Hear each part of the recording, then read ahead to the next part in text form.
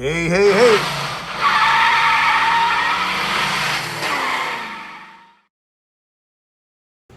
Hey, man, we got a club car here. Problem we're having is, been sitting about 10 years. Now, I don't know how long we've been sitting, man, but it's been a minute. If you look at this, you see all the dirt. But what we're going to do, well, it turns over. We drain the old gas out, put a new gas in, my son opened the bowl, the carburetor up, put it back in there. So now what we're going to do is, we're going to try to see what it's doing, man. Show you how to fix it. If you got one that don't run, just turn it over like this. Take it neutral. You see that? They got it up. Boy. All right, you got your neutral lockout switch. Take this here. Right now, it activates. You can see the microswitch here. The microswitch has to activate in neutral. So you take it, pull this out, spin it until it pops back in. Scare you? It slipped. Oh. I'll show you again. Look, you ain't got a whole pressure on this. You just spin it until it pops back in because it's spring loaded.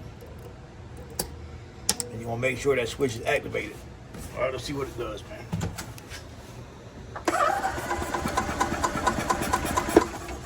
Running good. That thing quiet, though. Firing right up. Look at that, boy. Wobble, wobble, wobble. Look at that damn 380 right there. Full choke in. Full choke. So now what we're going to do, see if we got a spark. God. We got an inline spark tester, but I don't like using them, man, because sometimes they have let me down on the Robbins engine where the inline spark tester. Let me show it to you. Let me get one of them.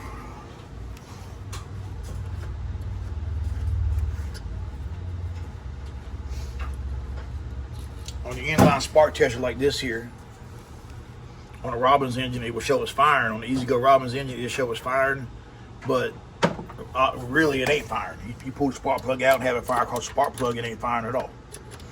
So what we now see if it sparks. So I'm gonna take clamp it onto the spark plug. This is more of a visual effect, man, meaning you can see it. So we'll see if you can see if it sparks. Got the light turned off. And tighten the belt up, sure. We have no spark at all. So what we're going to do, look down, if you look, what's that? Can we get that up there? No. All right, what we're going to do down here, we're going to come down here.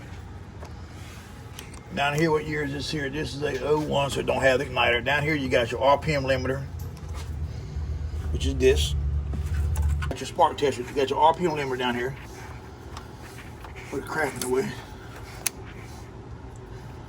RPM limiter.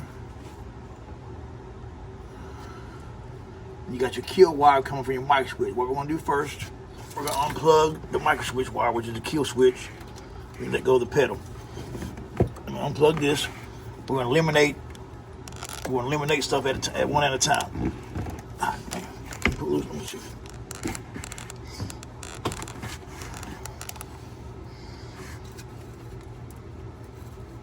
It's plugged in, so you got to pull it. All right, unplug. Then we'll see if it fires. Go back to here, see if it fired again. Oh. All right, now we've got it. So what we've done here is in here is a microswitch. I mean, there's two microswitches. One activates the solenoid. One sends a ground to the RPM limiter and tells it to kill the fire. So we bypass that now. Let's see what it does. You said it'd be a Monday. All right. Spark. Nothing. All right. So now we're going one step further. We'll leave that unplugged, and now we're going down here to the RPM limiter itself. On the back side, you see this wire here, ignore that. On the back of the RPM limiter, you can't see it till I get it out here. There's a, I'll get it out of there.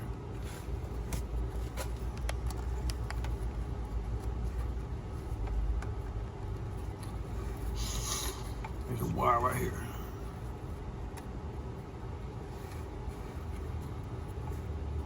The wire goes straight to the coil.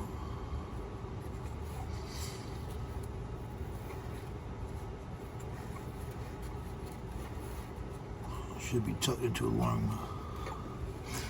They got it tucked in there. It's kind of hard to get to. Another one of them hooks, like this here, like this. Hold the cable back there, trying to get it out of there without turning. You don't pull too hard and tear the wire up. All right, there we go.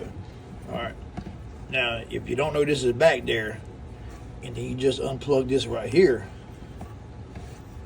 and cut this wire here, you think RPM limiter is fixed. Now what we're going to do, is unplug the RPM limiter, because this is a magneto type coil.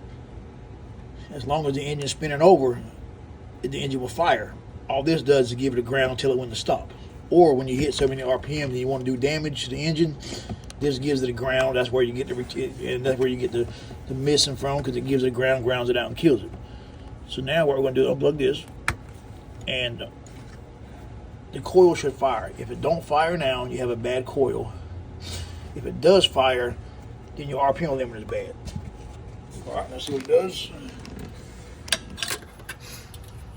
But at the same time, make sure your wire you got going from the coil here, which is, since it is raw like that, make sure it's not laying against the ground of the motor, the frame of the motor, where it grounds out and gives you a false read. Just let it hang in there.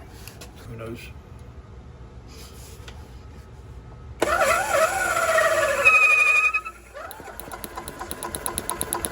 there you go.